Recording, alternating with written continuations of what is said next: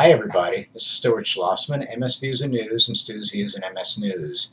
Yes, it's been a couple of weeks since I last made a podcast for you, and I just wanted to let you know that firstly, we're now into October, and it is October of 2011, and of great concern recently is people discussing and information coming up about smoking. Of course, smoking is dangerous for everybody's health, but for those with multiple sclerosis and other neurological disorders and diseases, smoking can make it that much worse for you. In fact, there's been recent studies that came out from the genome studies, and the genome studies are the genetics studies about how smoking is, will severely damage you with the neurological problems. So I'm going to be ending this video portion of the podcast, and I'm going to be just reading in a few moments from information that was found on the National MS Society's website. So bear with me, please, because I'm going to end this, like I said, and then I'll just be reading after this, and then we hope to see you again in a couple of weeks. Okay? So for now, though, thank you very much, and please remember to look at our website, msviewsandnews.org. Find us on Facebook. Find us on Twitter. Find us in many different places. Okay? But again, have a great day and great week. And remember, stay away from smoke. Bye-bye. Okay, so now we're at the audio version of this. And back to smoking. And also, mention of alcohol might be in here as well. But I just wanted to read to you something that is now posted on the National MS Society's website, and that reads, "The Office of the U.S. Surgeon General has established that smoking causes serious health problems. Subsequent studies by many other groups have confirmed this. Smokers are generally recognized to have higher rates of lung cancer, heart disease, emphysema, and other respiratory problems, and lower birth weight infants than non-smokers. Smoking is known to produce shortness of breath, susceptibility to lung infections, and heartbeat irregularities, which might transform a mild or moderate neurologic limitation in a person with MS into a severe disability. Furthermore, smoking presents a significant fire hazard when the smoker suffers from weakness or incoordination. Smoking may increase the risk of developing MS and may speed diagnosis progression. In addition to these general health and safety concerns, there have been studies suggesting a relationship between smoking and the onset and worsening of multiple sclerosis.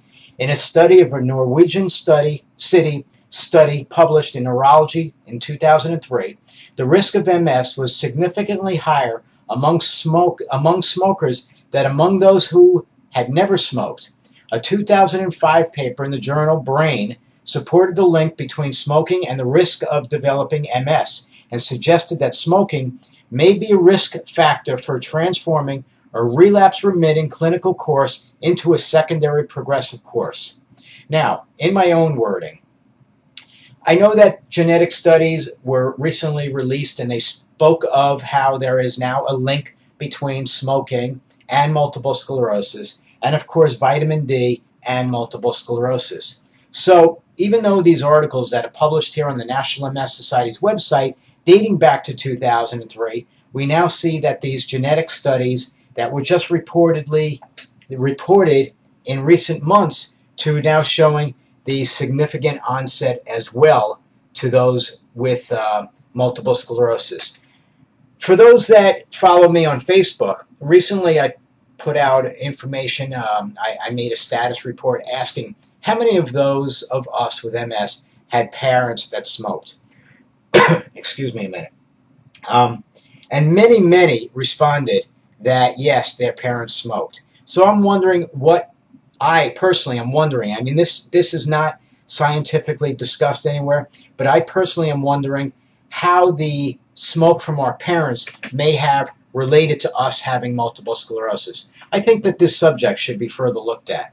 But going back to what the National MS Society has here, smoking may temporarily impair neurologic function. Well, excuse my inability to speak right now, but I'm having problems here. So, back to what they're saying.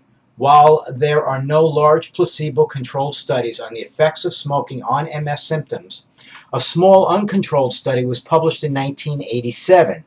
13 MS patients with varying degrees of disability had their motor performance measured immediately before and after smoking a cigarette.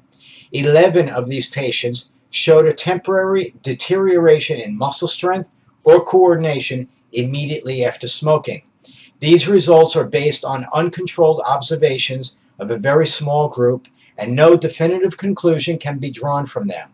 They do suggest, however, that it is possible that smoking may at least temporarily impair neurologic function. Further research is needed to explore this question. So, going back to things again, where is all this further research, and why aren't we being told more about this? Obviously, we all know that smoking is dangerous to our health. And again, now I'm speaking from my own accord, and I, again, will have to ask, how much is it that smoking affects us? I personally can't be around any smoke, whether it's people smoking cigarettes, or if it's smoke coming from a fire, or if it's smoke that's related to what's billowing out of a smokestack somewhere. I personally have a problem being around smoke. I have problems with my voice already, and it gets even worse when I'm around smoke. So, everybody, please think about it. Think about how you feel when you're around smoke, and if you're a smoker, seriously consider getting away from it, please. Okay? It's for your own health. It's not just for you to be living longer, but for your own neurologic health.